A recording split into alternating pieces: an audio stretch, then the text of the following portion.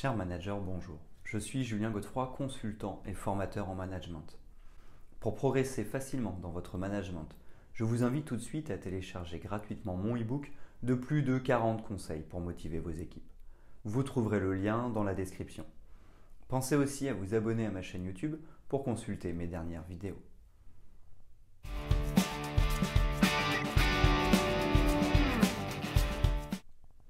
En management, l'esprit d'équipe et une cohésion forte sont recherchés pour s'assurer d'atteindre les objectifs. Pour cela, le ciment d'une équipe soudée est le climat de confiance. Il revêt plusieurs aspects comme celui du sentiment de sécurité ou encore d'une bonne entente entre les différents membres du groupe. Les avantages d'un bon climat de confiance sont nombreux. Parce que chacun se sentira en sécurité, alors chaque collaborateur osera apporter ses idées au groupe. La créativité, l'innovation ou encore la prise d'initiative permettront d'aller chercher les objectifs à atteindre. De plus, les différents collaborateurs pourront faire appel à l'intelligence collective pour élaborer et mettre en œuvre les actions nécessaires face aux défis à relever. Enfin, les relations entre les équipes et avec la hiérarchie seront apaisées et propices à un bon travail. Pourtant, nombreux sont les exemples où le climat de confiance peut être difficile à mettre en œuvre. Certaines fois, il n'est pas du tout présent. Les relations et la qualité du travail s'en ressentent. Voici selon moi les 9 leviers pour un bon climat de confiance.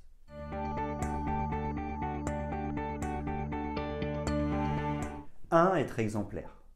Pour créer un climat de confiance et de sécurité, le manager va pouvoir jouer sur son attitude.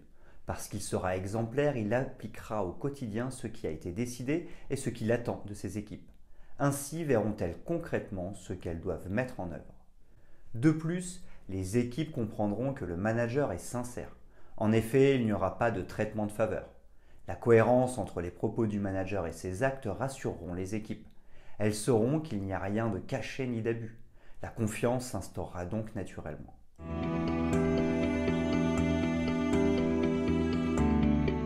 2. Donner de la confiance. Comment instaurer un climat de confiance si le manager lui-même n'a pas confiance? Il est important de donner ce que nous voulons recevoir. En effet, si nous n'avons pas confiance en nos équipes, un climat de confiance ne pourra jamais naître. Pour cela, il s'agira de commencer par prendre la décision de faire confiance. Le manager est entouré d'une équipe, soit il décide de s'appuyer sur elle et leur donne de la confiance, soit il construit une autre équipe ou s'en va.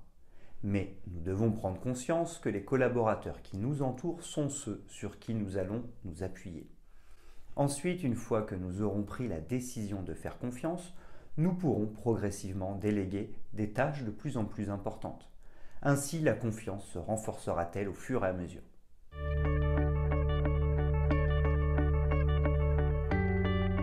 3. Ne pas sanctionner sans comprendre.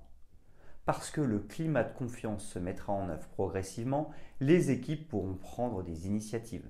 Elles oseront certaines actions. Certaines fois, il est évident que des erreurs pourront être commises.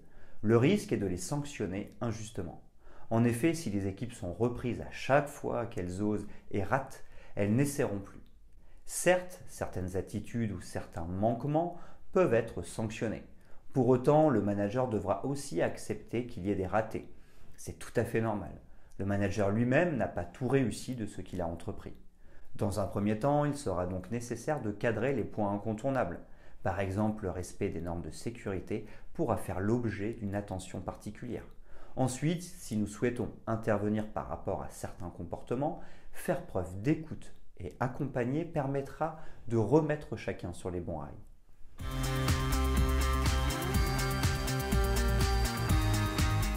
4. Créer une relation de proximité pour un bon climat de confiance. Pour mettre en œuvre un bon climat de confiance, il faudra savoir être proche de ses collaborateurs. Ceux-ci devront aussi être proches les uns des autres. Créer une vraie relation représente un investissement en temps. En effet, le manager devra être disponible auprès de ses équipes. Cette disponibilité peut être traduite de manière formelle ou informelle. Par exemple, la pause café est un moment convivial d'échange entre tous les membres de l'équipe. C'est l'occasion de parler de son week-end, de ses passions ou de ses problématiques du moment. Mais il doit aussi y avoir des moments plus formels comme les entretiens individuels ou collectifs. Ces moments d'échange sont l'occasion de parler des objectifs, des actions à mener pour les atteindre ou encore de développement des compétences. Parce que ces modes de communication seront bien en place, alors les équipes auront toutes les occasions d'échanger pour créer un bon climat de travail.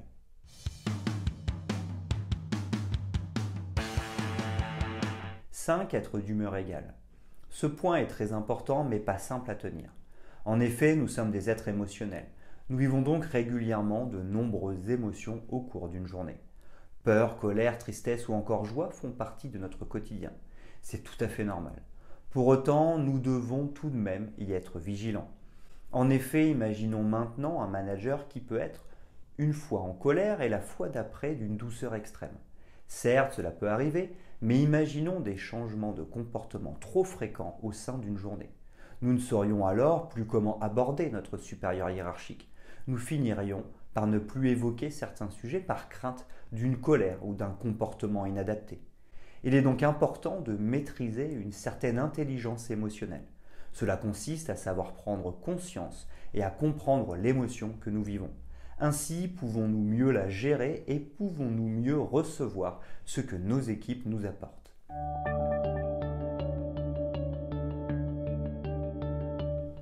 « 6. Faire preuve d'écoute et d'empathie. L'écoute et l'empathie permettent de mieux comprendre l'autre. Parce que nous le comprenons mieux et que notre collaborateur se sent mieux compris, alors un véritable lien se tisse entre nous et nos équipes. Cependant, une véritable écoute demande beaucoup d'énergie.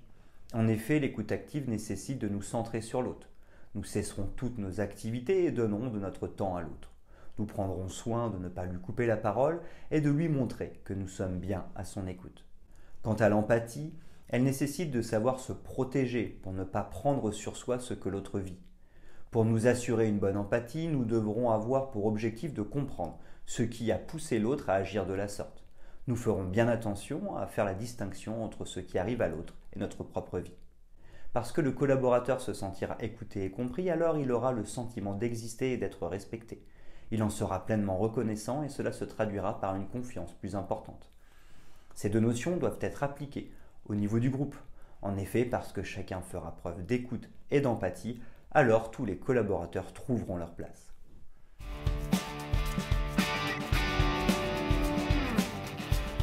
7. Donner une place à chacun pour un bon climat de confiance. Dans la lignée de ce que nous venons de voir, il s'agira de donner une place à chacun pour créer un climat de confiance fort.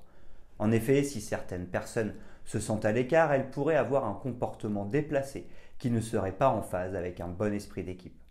Le sentiment d'être exclu est très difficile à vivre. En effet, comme nous pouvons le retrouver avec la pyramide de Maslow, le sentiment d'appartenance est un besoin clé de chaque être humain. Si nous voulons apaiser les tensions, créer un climat de confiance et nous assurer que chacun est impliqué dans son travail, il faudra définir les rôles et responsabilités de chaque participant.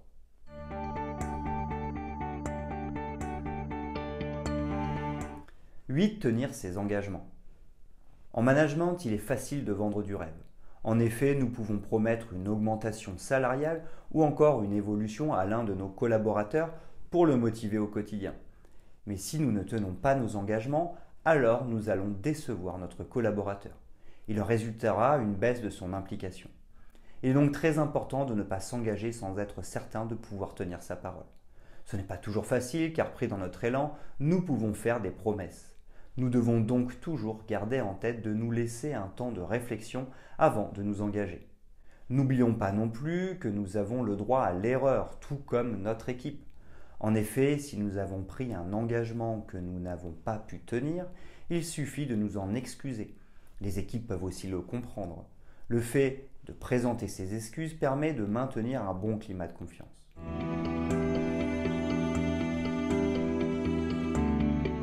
9. Demander à ses équipes leurs attentes. Enfin, pour créer un bon climat de confiance, il y a une technique imparable. Demander à ses équipes ce dont elles ont besoin et ce qu'elles attendent de nous. Souvent, nous cherchons à interpréter ou à imaginer ce qu'elles souhaitent. En leur demandant, c'est beaucoup plus clair et responsabilisant. En effet, lorsque je demandais à mes équipes ce qu'elles attendaient de moi, elles me répondaient souvent ces 3 points. Je souhaite que tu me fasses confiance. J'ai besoin de responsabilisation et d'autonomie. En cas de problème, je souhaite que tu m'aides. Lorsque nous connaissons précisément les besoins et attentes de nos équipes, il est tout de suite plus facile d'avoir la bonne attitude et la bonne posture. Ainsi créons-nous un climat de confiance sans même nous en rendre compte. Parce que la relation est excellente, nos équipes sont loyales et sont pleinement engagées.